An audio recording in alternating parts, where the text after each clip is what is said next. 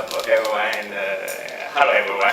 I'm first like to thank the organizers who made this workshop and conference available. I kind of learned a lot of things during past few days, and I think my topic also quite fit well with our workshops, and I will talk about tax. And so I basically want to apply the tax theory to a particular question, which is describe local theta correspondence. So this is the agenda for today in my talk. So basically, I will first compare the construction of Bushnell-Correspondence and JKU and Julie King. So then I will talk about give a brief introduction about local theta correspondence. And in the complete description or explicit description between supercuspidal representations, we actually need some tool called moment maps. So I will give a brief introduction of this tool, which is nowadays become quite important way to understand theta. And in the end, I will present the theorem. Okay, so let's first compare these two constructions. The reason is that we actually previously did the correspondence for using Julie King and JKU's data. And so now we want to move to the Bushnell-Stevens way. Okay, so basic setting is F will be a p-adic field. And because we actually will talk about theta correspondence, we will look at classical groups. The meaning of classical group is that let's fix the division algebra over F, which is at most degree 4. So it could be 3 cases and with involution. And it could be in 3 cases. One case is F is D is F itself, and the star is just the identity. Another case is D is quadratic extension, and the star is the non-trivial Galois element. And the third case is quaternion algebra over F, and the star is the principal involution. And in this talk, we will always fix a non-trivial unitary additive character of the base field, and its conductor will be the prime ideal of that, the ring of the integer of that. So let me introduce the group. So the meaning of classical group to me is that you fix a vector space, right vector space over D, and you fix epsilon, which is plus minus 1, and you fix non-degenerate bilinear form, actually it's a linear form, such that if you switch the two entry, it will give you epsilon times the value of V2 times pair with V1, but take this involution of the result. And this is by this non-degenerate pairing, so we actually will have a joint action on the set of endomorphism of V, so defined by this relation. So that's common. And the classical group means the full isometry group of this bilinear form, or this epsilon Hermitian form, if I speak correctly. So basically it's the GG star, which equal to the identity. This, or the set of all linear transformation on V, will be the classical group. So in the cases if D is the field and the star is the identity, then it will be, if epsilon is 1, it will be orthogonal group. If epsilon equal to -1, it will be symplectic group. And the most exotic case is this quaternion case. So if D is a quaternion, then if epsilon is 1, it will be the quaternic symplectic group. This is the inner form of the symplectic group. And if epsilon equal to -1, it will be quaternic orthogonal group. And unfortunately, I think to construct the job for constructing all supercuspidal representations for quaternic group haven't been done yet. Oh, yes. Okay. Yeah. Not there, we did it. also. You did it for the quaternic orthogonal group and symplectic? Oh, orthogonal group. Yeah. Okay, That's so. that's not done. But I'm expecting similar pattern to apply. So basically the comparison is done for the orthogonal symplectic and the unitary groups, but not the quaternic case. But I guess if for somebody did the construction, you can do the similar comparison.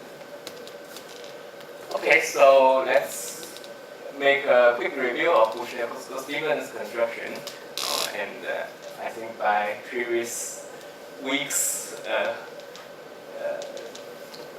Professor Bushnell's talk, we basically should understand what's the meaning of strata. So here I take a lattice function instead of periodic order. They are similar. They're actually essentially the same, or maybe periodic order is a subset of lattice function, corresponds to a subset of lattice function. So anyway, the basic data is something which is kind of lattice function and then certain depths which give you the depth of beta, and there's a zero which is kind of additional condition on the beta. And so in the construction, you will have an approximation of beta using some simpler object. And this approximation will eventually give you sets of compact subgroups like J, J1, H1 inside the group you're interested in, for example, like general linear group or the classical groups. And so if you say you take a certain special character from a set of character of H1, so in the simple strata case, it will be simple character. In semi-simple strata case, it will be semi-simple character. And if you consider classical groups, then you should impose further conditions. It's like self-due. And once you choose this theta, you will extend this theta to a representation of J, which I think I like still call it beta extension, which is always appear in the literature. Okay, then yeah, so right, so if you take a cuspidal representation of a certain finite group, which is basically isomorphic to J divided by J1. So I'm quite lousy that I didn't write the center, but anyway, the philosophy is that you induce things from J, certain open, compact, more center group to the whole group, it will give you supercuspidal representation. Okay, this is the construction of Bushnell-Kusko and Stevens, basically. And let me review what Julie King and JK did. So why I put Julie King here is because if you know her refinement or maybe her treatment of JK's construction, you will see more clearly that there's comparisons. Because, okay, so let me first review what JK did. So he first picked a twisted Levy sequence. This means that you have a chain of F subgroups inside the big group, and if you make a thinly, I guess you should take thinly ramified, certain thinly ramified extension, then this group will be Levy subgroups inside C. And you kind of have to fix a chain of embedding of buildings. Okay, so one comment is that in the construction of supercuspidal representation, one always assumes that the center of G not divided by center of GD is anisotropic. In this case, this embedding is unique.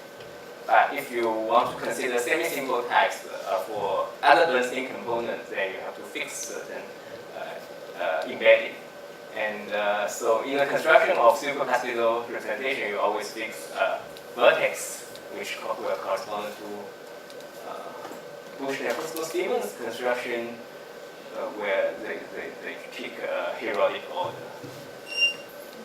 Okay, so then you will choose certain type of characters of each GI, which is generic with respect to GI plus, and with certain depth Ri. Okay, then from this data you can construct groups K, K0 plus, which is basically positive depth of parts of the K group, and you also have a smaller group called K plus. And so these generic characters will actually give you a character on this group, K plus, and by proper extension of these generic characters. So from this sort of data, what you do is you can, so if you have these characters of K plus, then using certain clever or careful Heisenberg-based representation to method to extend the characters of K plus to the big group K, and then you take the Cuspidal representation of K divided by K plus, which is a finite reductive group, and then you induce. Again, I kind of not very precise. I kind of can assume that the center of the group G is anisotropic. So otherwise, you have to extend further to the split part of the center. Okay, so in Julie King's construction, actually what she did is she picked a set ramified, thinly ramified semi-simple element in G, and using what she called is good factorization, you will reconstruct all those kind of twisted Levy sequence and embedding and this generic characters. So I will speak in more detail later when I compare it. So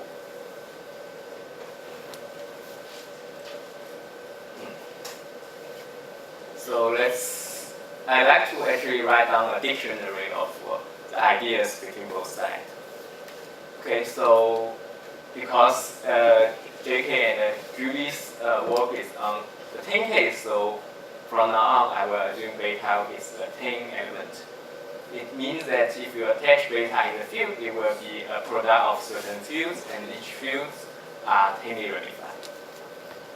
So the idea of periodic order actually is a kind of subset of lattice function. It means a map from the real number to the set of lattice inside the ambient vector space V, and it specifies certain conditions like left continuous and periodic. Periodic means that LT. Basically, I will assume this kind of periodicity that L, this is lattice function T plus 1 is equal to pi F, which is any uniformizer in F times LT. I make this such kind of normalization. And this beta in Bushnell-Kosko-Stevens construction will correspond to gamma in Julie King's construction. And so actually the approximation in Bushnell-Kosko's construction will correspond to good factorization.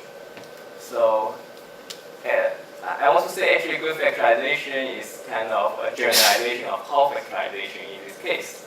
So let's do it in a one block case. It means that this F attached gamma is a field. And it corresponds to the simple stratum case in Bushnell-Kosko's work. And so I want to do it more carefully because I want the Hall factorization is did so that if you put the blocks together, it will give you some good factorization or reasonable factorization for a semi-simple type. So I kind of need this kind of choice. So you fix a uniformizer in the in F, and let C be the roots of unity in E, and suppose this depth of gamma is negative R, you write it in most efficiently, so it's negative K times divided by E, where K is co-prime. Then let's consider this coset. It's the uniformizer raised to the power K times gamma E plus PE. So it is basically a coset, PE coset in OE, and it will intersect with roots of unity non-trivially, and which is a singleton, which is beta hat. And I like to use the fact that it's a simple observation that there exists a unique element in E such that it satisfies this condition. It basically saying that gamma, if you raise to the power E times the uniformizer to raise to the power K, is same as this beta hat or PE. Oh, sorry, this is a mistake. I don't want this mod, but it's a sharp equality. Okay, sorry. This is equality. You don't have any. And same mod, the higher variation is exactly gamma. So such kind of choice is unique. The uniqueness is important. Now to prove this, the plainness of gamma, this gamma is important. It is a crucial step. So okay. So basically, this gamma, if you abstract gamma, little gamma to the capital gamma, so it will give you something which has steps. So notice that all depths are negative, so bigger than gamma.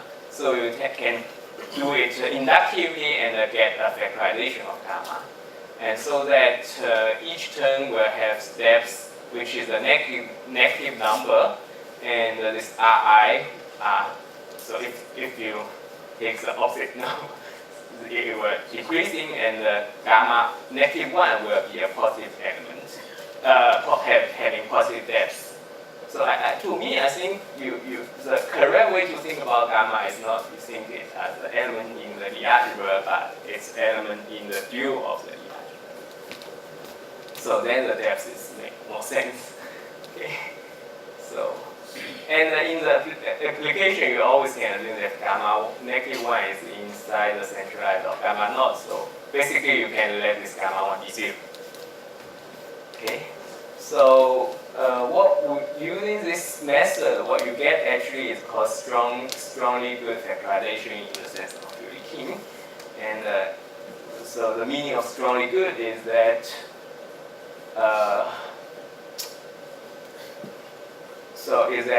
if you pick a toroid which contains this any gamma I, and under certain field extension, you can assume this is a maximal toroid, and you evaluate this gamma as the roots. It's either has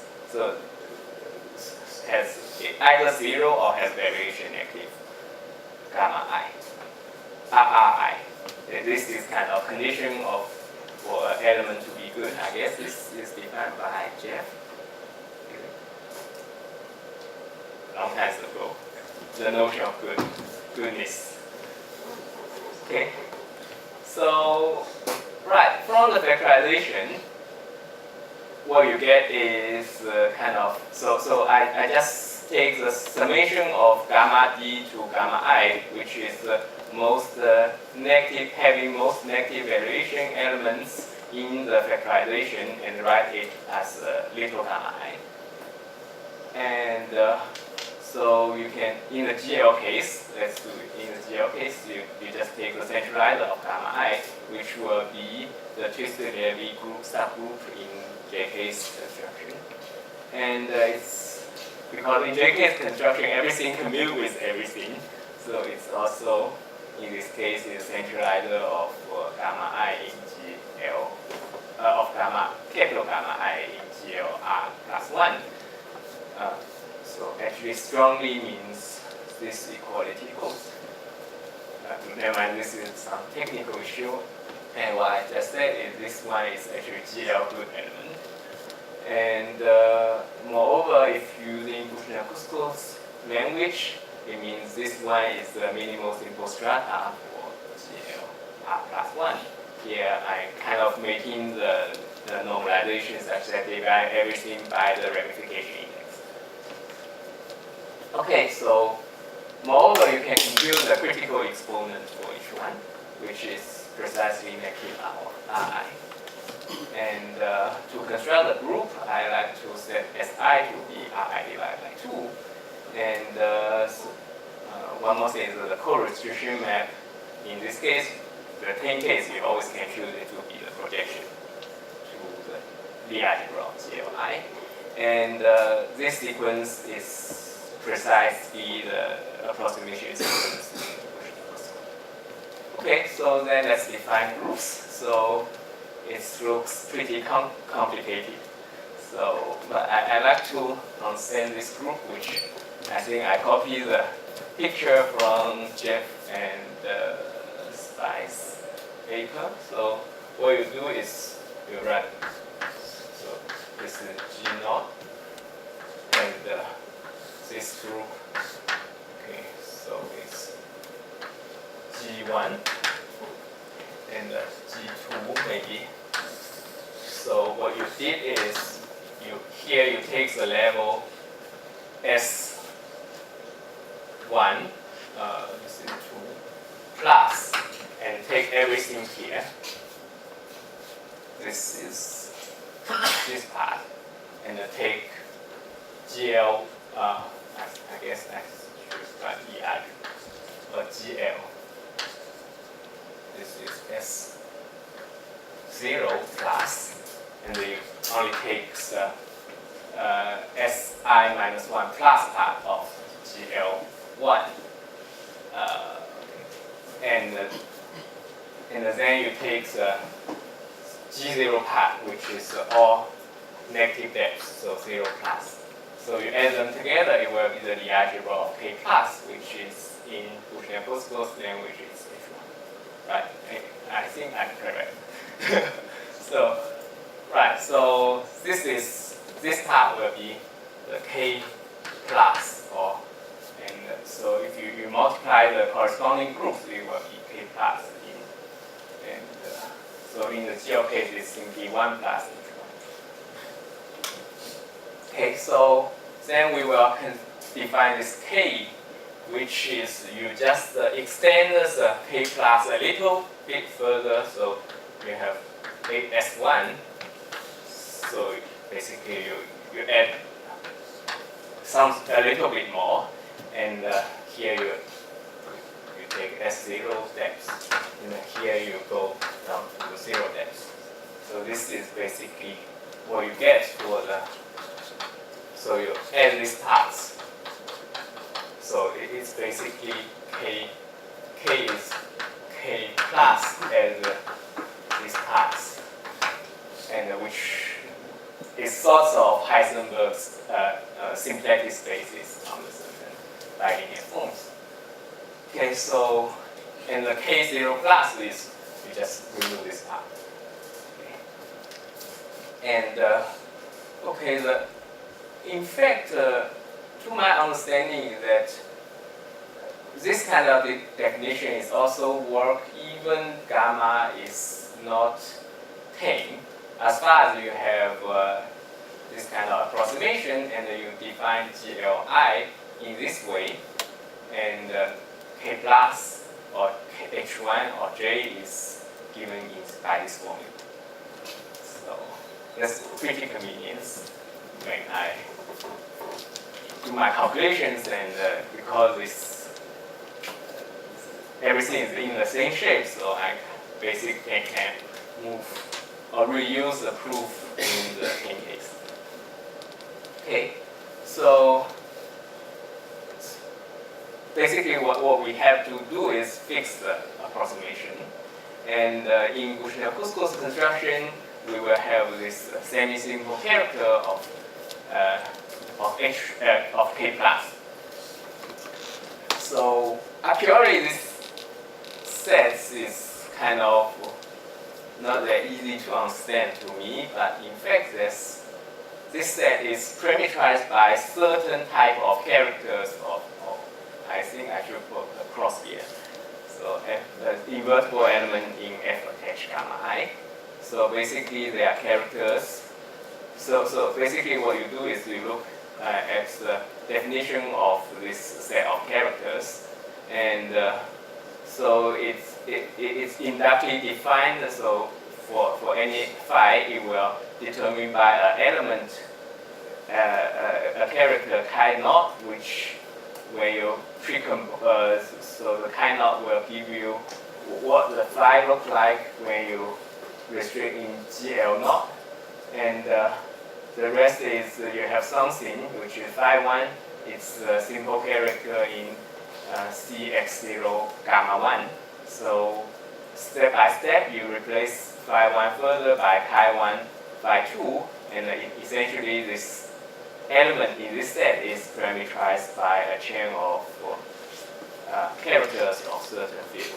This, I think, is embedded in Bushnell-Kosko's book. Okay, so therefore, so once you read this, I think it's quite natural to guess this is quite comparable to what JP did. Actually, yes. So for any element here, you will have a factorization of this guy in terms of generic characters for this GLI.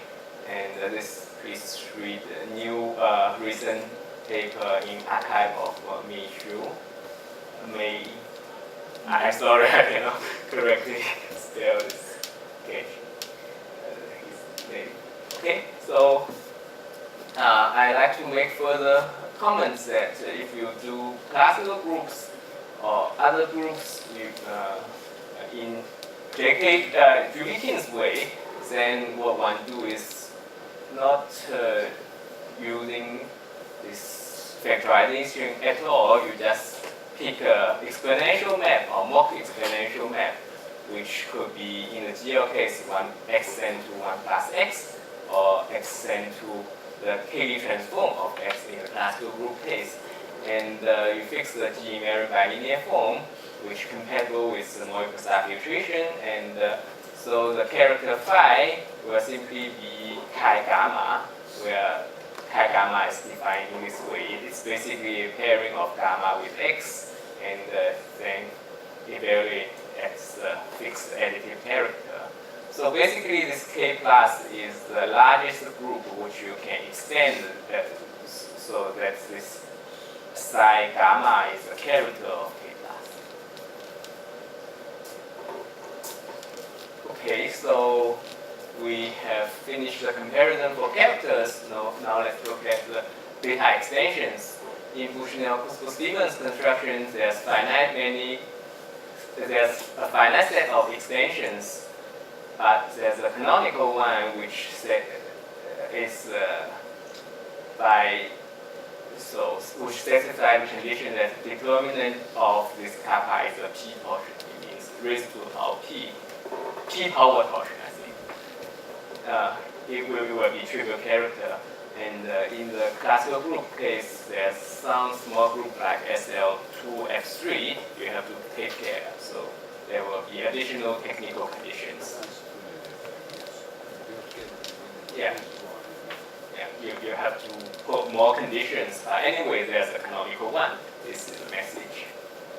And in JK's construction, of course, you have to specify one. So what he did is using so-called canonical spatial morphism which is from the relation between root data.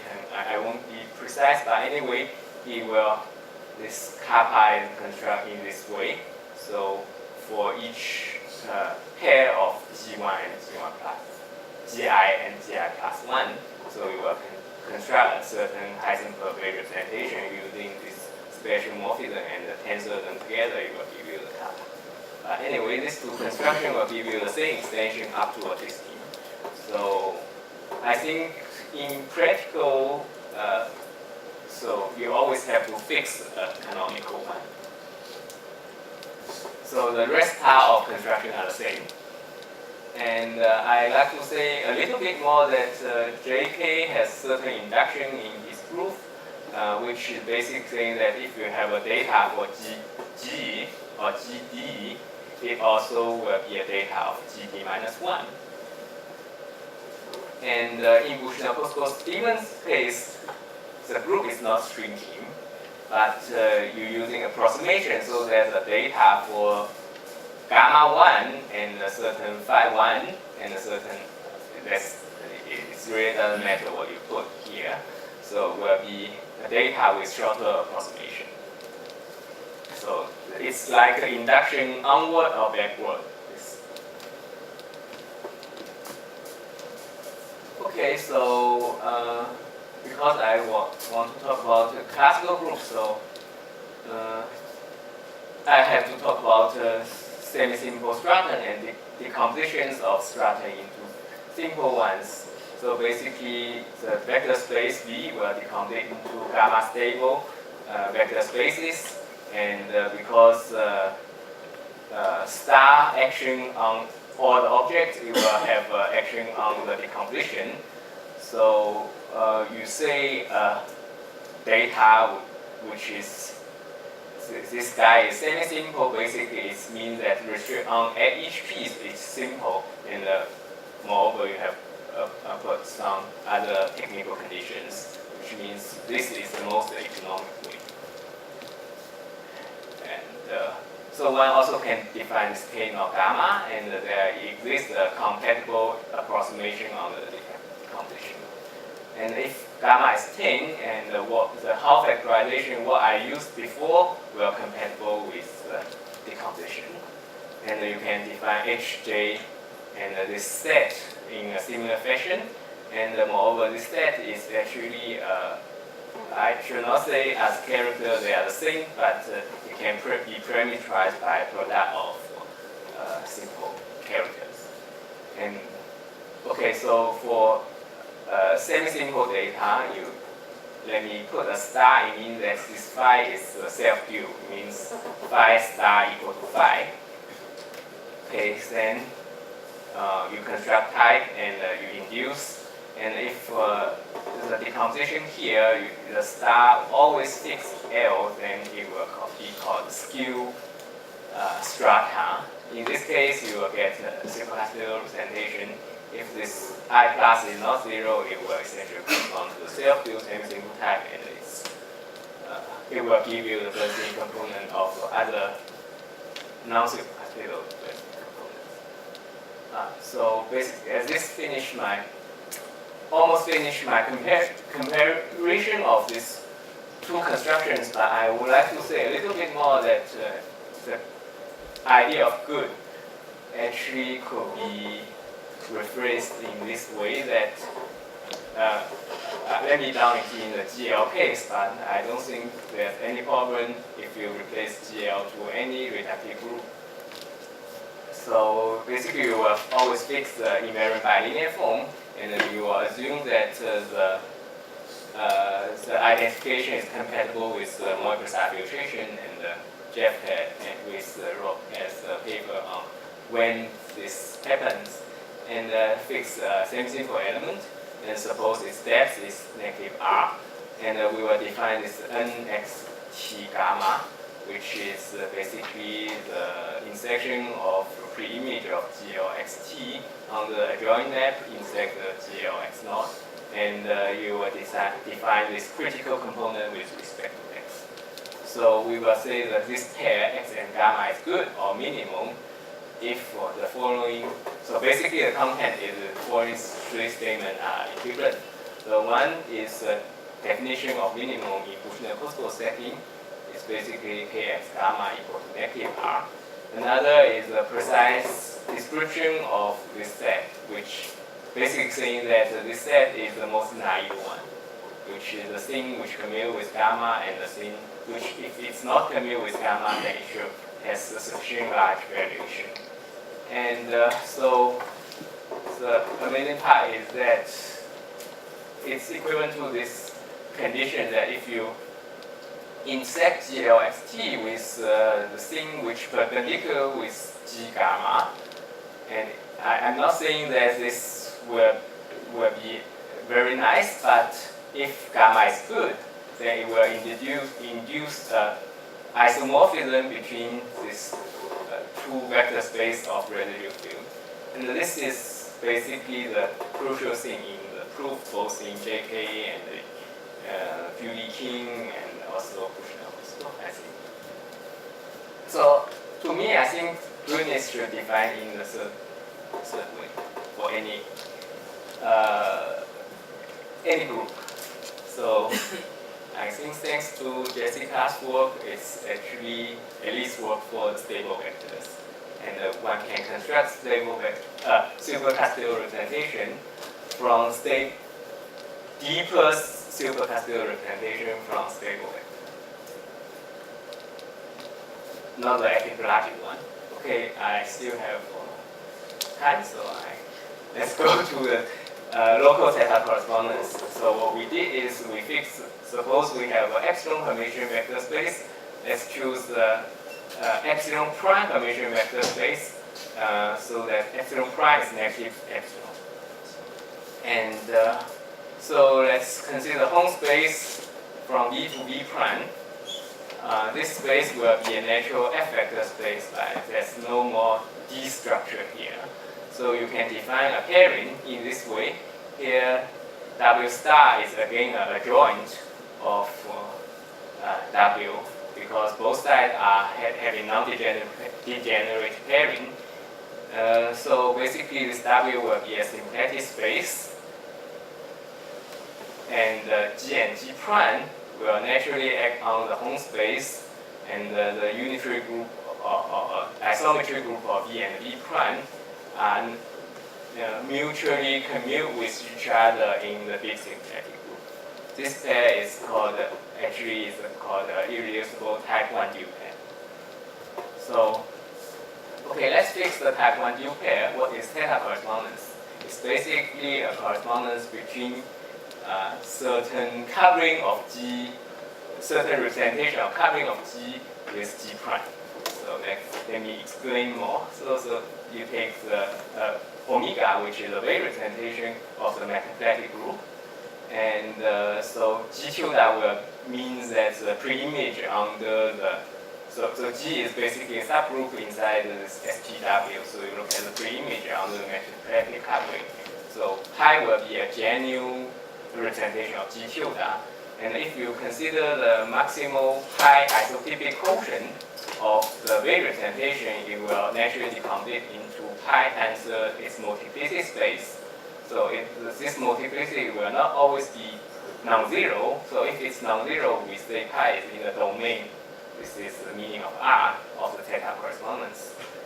And moreover, this multiplicity space, because G and G prime actually are commute with each other, and especially if you put tilde, they also commute with each other and on the wave representation. So this has a natural G tilde prime action, and moreover, the theorem is that it has unique irreducible quotient called little theta pi.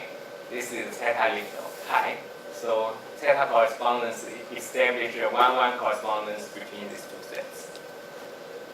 So this is proved in by Hao for in the Archimedean place, and by Watts-Bourget when P is not equal to 2 in the non-Archimedean case, and later Gan Takeda and Gan Sun proved all the cases. So I want to describe the correspondence in terms of parameters. So there are some works like in the Archimedean place, Jeff Adam, Babish, Moglimpo did it in equal rank or almost equal rank case. And in the Piedi case, Dan Ichino Adobe did for temporary L case. So they write down the correspondence between L parameters or enhanced L parameters. But I think so their work is kind of orthogonal to ours because you don't know how to attach L parameter to a type, right? Or a type to the L parameter. So okay, so I like to study correspondence between supercuspidal representations. So let me first review some simple facts. Oh, actually not.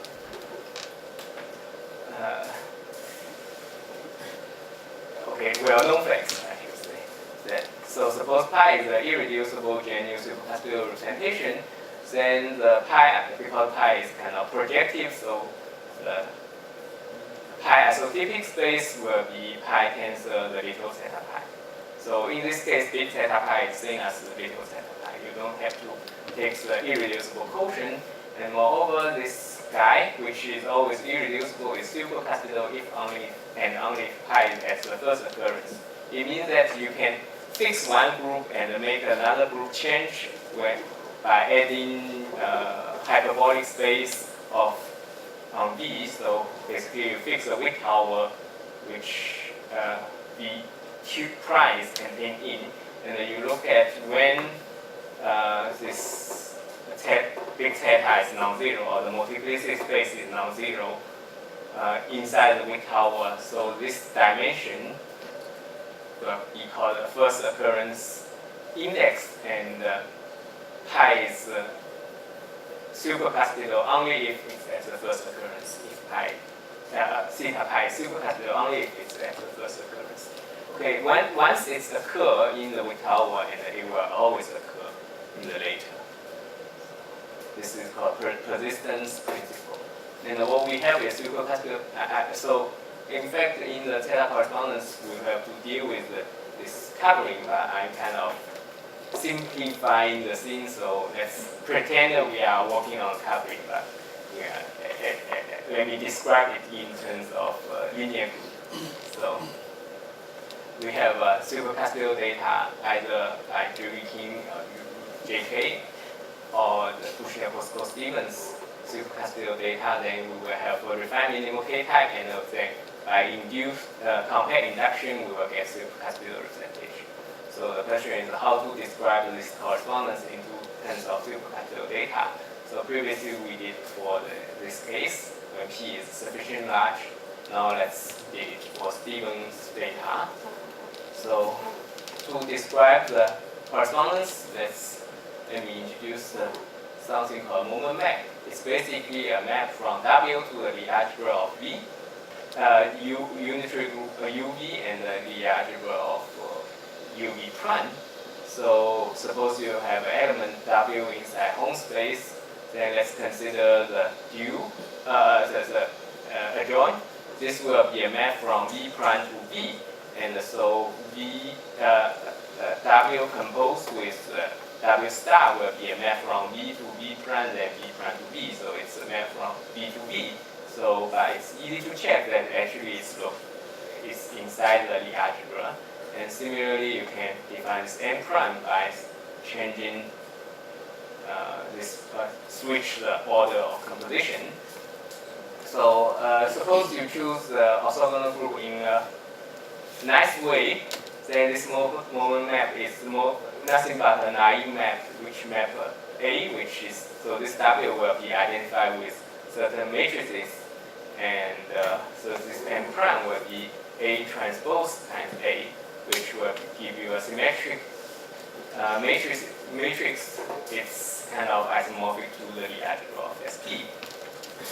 So the feature of this is if you go to algebraic closure, of course, if M equals to 2N, in this case, it will be surjective, but actually, if you look at only F points, this map is not surjective, and in fact, the union of image, when in this case you let M drawing over all 2n dimensional orthogonal spaces will be the Lie algebra of a syncretic group. I'm saying this is because probably for experts in theta correspondence, is that from our data you will explicitly see some kind of dichotomy or such kind of things because the partition of this set.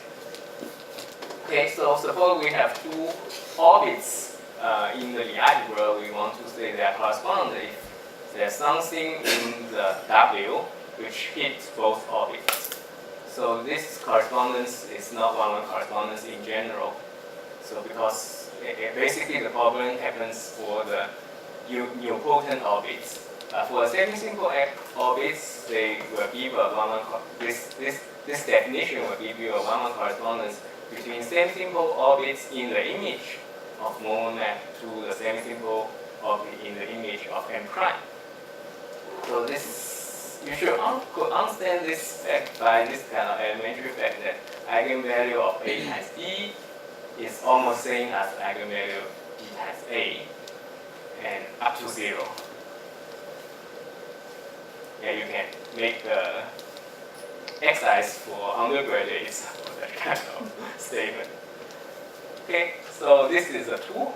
So now I can describe explicitly how this correspondence works. So suppose we have data like this, and we will decompose this data in terms of pieces, in terms of blocks.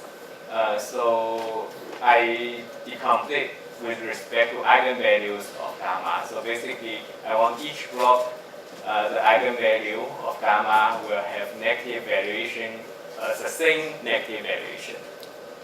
And each block, the variations are kind of increasing. And the zeroth block will correspond to a depth zero data. So basically what I have is I decomplete the data in terms of several positive depth blocks.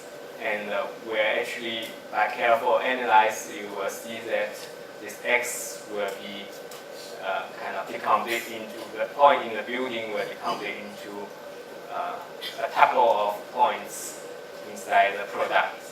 And this G naught will be a product of G naught L, where GL is the isometric group of subspace of V.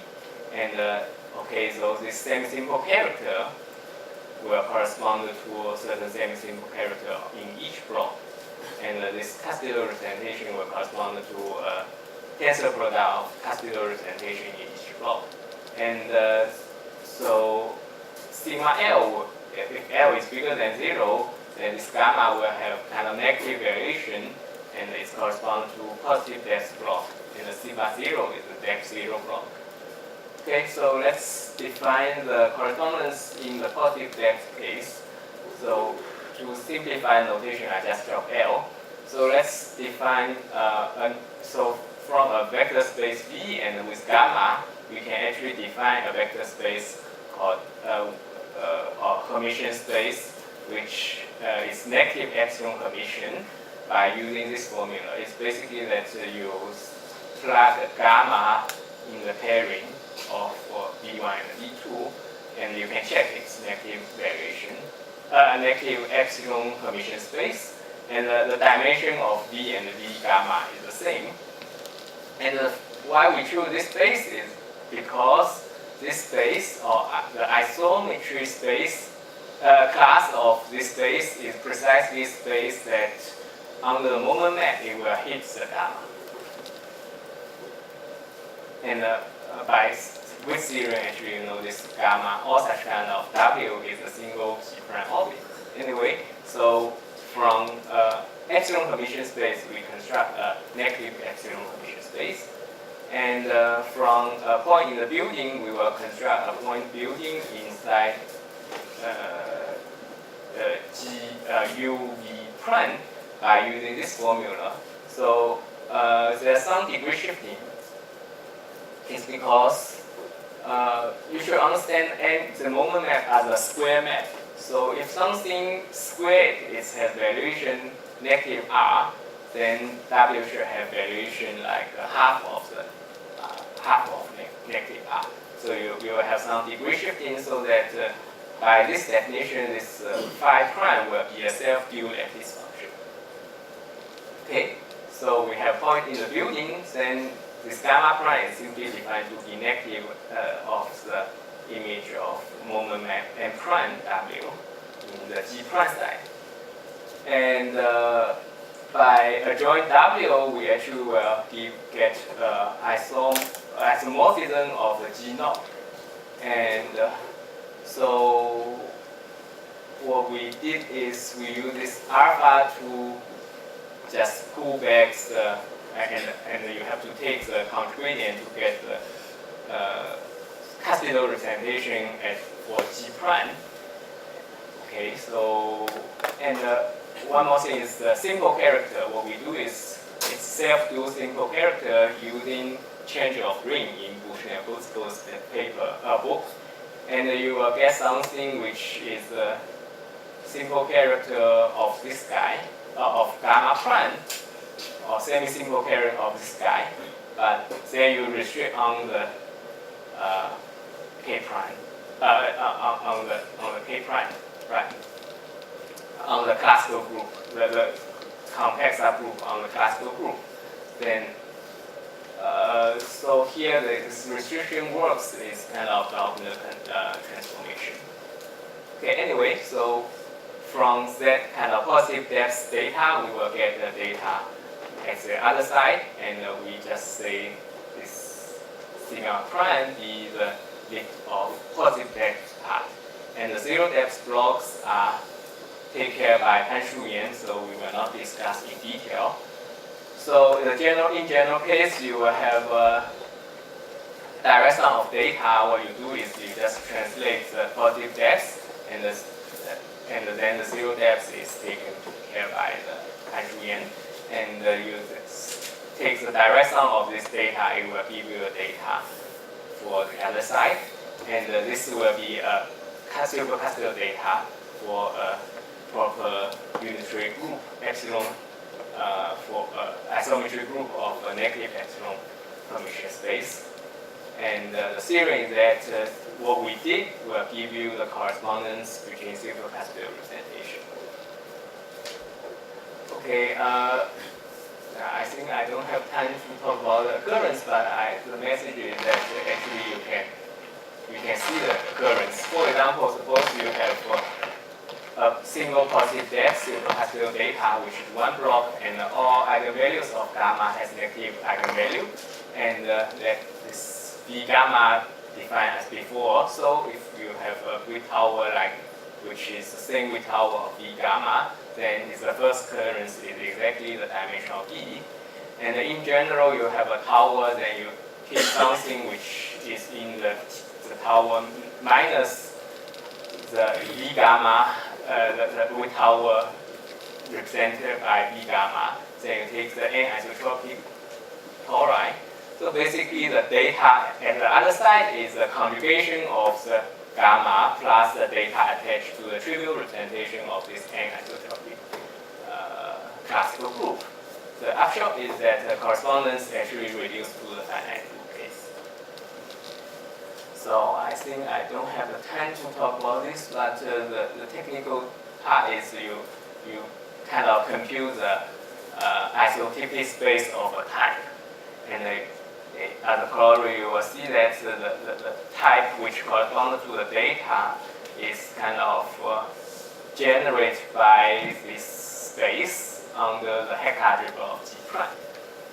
This actually, if you're familiar with what Bourget's proof for theta correspondence, it's kind of strengthened of IISER. Okay, so our proof, the key is positive depth part, and we kind of prove the subjectivity of moment maps. And the proof is using the equivalence conditions for goodness.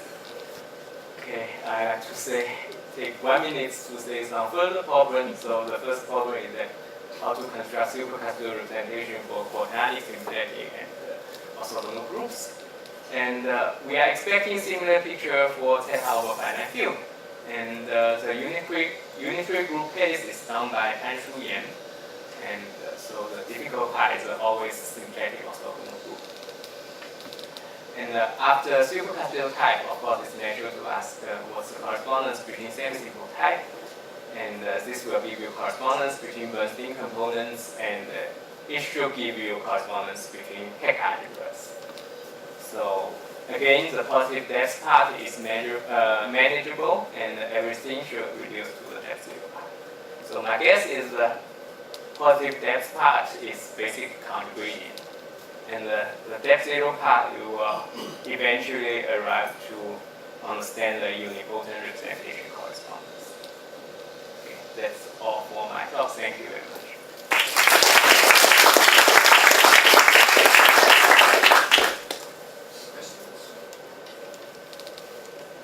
I was just no, go ahead. My was just that, so if you have a datum that comes from just a torus, where G0 is a torus, would it be a torus on both sides? Yes, exactly. And is there an obvious relationship between those tori? Yes, it's basically the same tor. It's a unitary group, G0, basically. U1 over certain field extension of that. That's the epipelagic case, actually, so which we did before. Is it possible to quickly recall the result of Pine for unitary groups? You said similar picture for theta correspondence for unitary groups. Pine. The second. Second. Okay. Is it possible to quickly recall what is the theorem? Oh, the theory is that basically you also have kind of block decomposition of induced data, RTC basically, in the 6 parameter. And so it's like so if S has is non-trivial in the 6 definition, so construction, then it will correspond to some certain S at the other side. And then you left the last part is the unipotent supercuspidal representation, and which is fully described by Moy and Eden. So it's like identity contributing map for S is not trivial and S is trivial. It's just Moy and Eden. For UN it is the identity map. For UN, no, I mean you still have this. So basically what you do is, so for finite field, you attach S, this will be again product of fields, right? And then you will have blocks. So there are some blocks where S restrict at E0 is 0. And this will correspond to unipotent cuspidal correspondence. And this when S restrict on its kind of invertible element, then this will be contributed. Basically, such kind of picture. Yeah. Question to Monica. If you look at the regular supercuspidal representation, you think that the data corresponds with a regular one to a regular one? Not exactly, because you have this this one. It could be dimension 3 or dimension 4, and it will not correspond to a regular